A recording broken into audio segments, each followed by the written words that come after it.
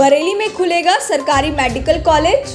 NEET में बरेली के ईशान ने किया यूपी टॉप। मस्जिद उड़ाने की धमकी देने वाला अरेस्ट।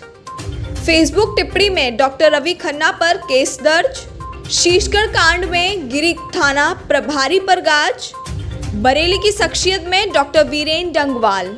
नमस्कार, मैं कशिश भदौरिया और आप देख रहे हैं यूपी न्यूज टुडे नेटवर्क। आइए नजर डालते हैं बरेली की कुछ खास खबरों पर। 2 दिवसीय बरेली दौरे पर पहुंचे उप मुख्यमंत्री ब्रजेश पाठक ने विकास कार्यों की समीक्षा के साथ यूनानी मेडिकल कॉलेज और स्मार्ट सिटी प्रोजेक्ट का निरीक्षण किया। निर्माण की क्वालिटी घटिया मिलने पर उन्होंने ठेकेदारों का पेमेंट रोके जाने के साथ निर्माण एजेंसी के खिलाफ जाँच के आदेश दिए हैं। 300 बेड अस्पताल में बगैर उद्घाटन की औपचारिकता के ही ओपीडी सेवा शुरू कर दी। उन्होंने डिप्टी डायरेक्टर हेल्थ के साथ सीएमओ और सभी डिप्टी सीएमओ को हर रोज सुबह के समय ओपीडी करने और उसके बाद अस्पतालों का निरीक्षण करने की हिदायत दी। डिप्टी सीएम ने मीडिया से बातचीत में कहा कि राज्य सरकार बरेली समेत हर उस जिले में सरकारी मेडिकल कॉलेज खोलने जा रही है जहां अभी तक ये सुविधा नहीं है। गुणवत्ता की खामियां मिली हैं यूनानी मेडिकल कॉलेज में भी, और जो बहुउद्देशीय सिटी स्मार्ट सिटी का जो सेंटर है वहाँ पर भी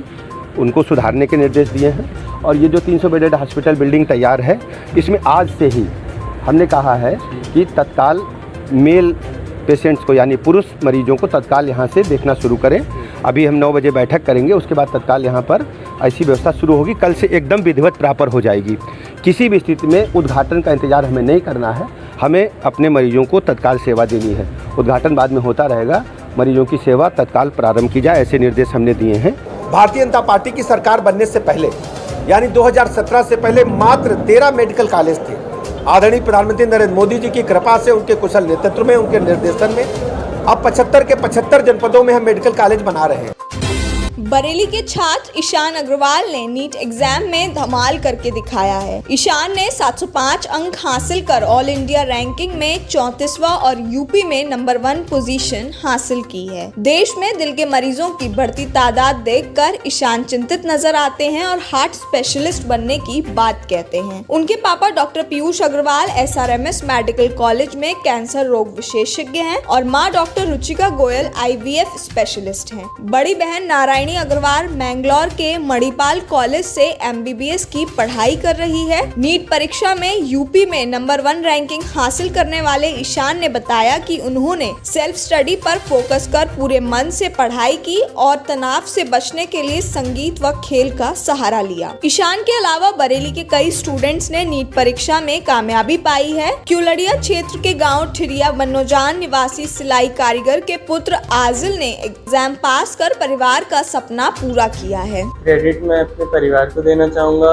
पढ़ाई आप मन लगा के करें, मेहनत करके करें, अपना टाइम लेके करें, अपनी पेस से करें तो ही बेस्ट होती है। सबसे पहले तो मैं अपने मॉम डैड को ये सलाह देना चाहूँगा। उसके बाद मेरी फैमिली, अंकल आंटी और सबसे स्पेशल मेरे टीचर्स। अच्छी लाइन है, बिल्कुल मेहनत चाहत मांगती है, मेहनत से पढ़िए, बहुत अच्छी लाइन है, आपको कामयाबी मिलेगी। मैंने हिम्मत नहीं आ रही, मुझे मिली कामयाबी और तुमको भी मिलेगी अगर तुम मेहनत करोगे।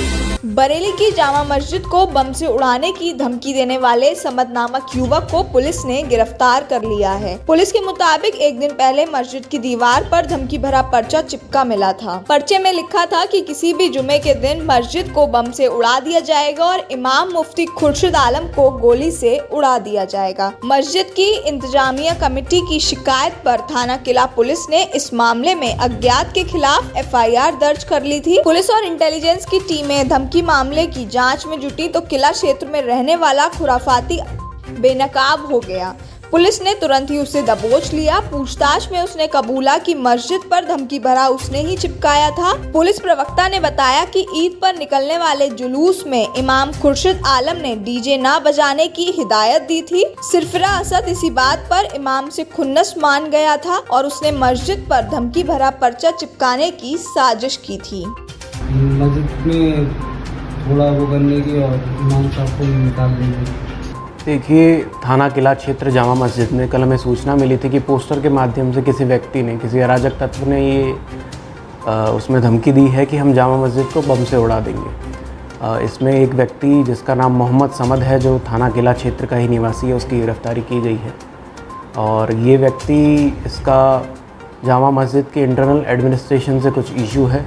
जुलूस में डीजे ना बजाने को लेके ही इसकी नाराज़गी थी, इस वजह से इसने ये पोस्टर चिपकाया था। इसकी गिरफ्तारी करके अग्रिम कार्रवाई की जा रही है। इसका कोई पुराना क्रिमिनल इतिहास भी है? इस व्यक्ति का कोई पुराना क्रिमिनल इतिहास नहीं है।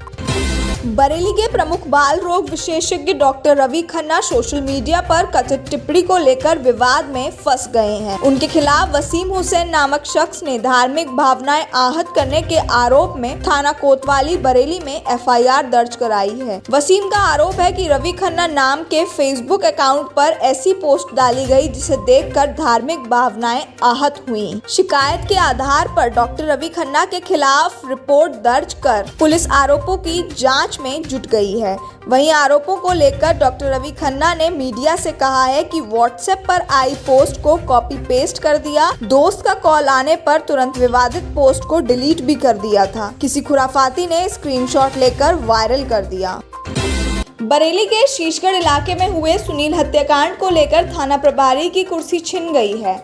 एसएसपी सत्यार्थ अनिरुद्ध पंकज ने शीशगढ़ इंस्पेक्टर अजय पाल सिंह को वहां से हटा दिया है। उनसे थाना इंचार्जी छीनकर पश्चिमी थाने में इंस्पेक्टर क्राइम की पोस्ट पर भेज दिया गया है। हिंदू संगठनों के विरोध के चलते कार्यवाहक थाना प्रभारी से चार्ज हटाकर राजेश सिंह को भूता थाना इंचार्ज बनाया गया है।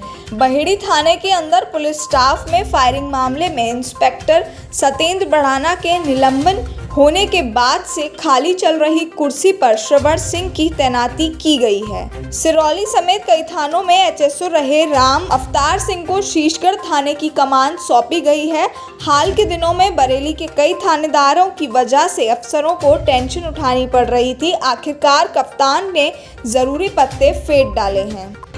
बरेली की शख्सियत में आज हम आपको दिखा रहे हैं प्रख्यात कवि, साहित्यकार एवं पत्रकार डॉक्टर वीरेंद्र डंगवाल के बारे में, जिन्हें लंबी साहित्य के लिए प्रतिष्ठित साहित्य अकादमी पुरस्कार से नवाजा गया।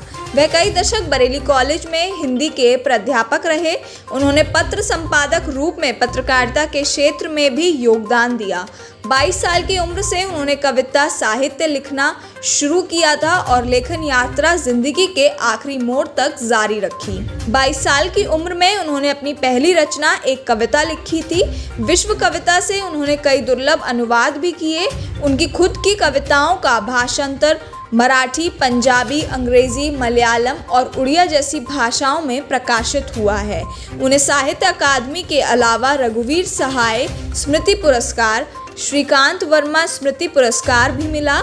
उनका संकलन दुष्चक्र में श्रेष्ठा 2002 में आया और इसी वर्ष उन्हें शमशेर सम्मान भी दिया गया।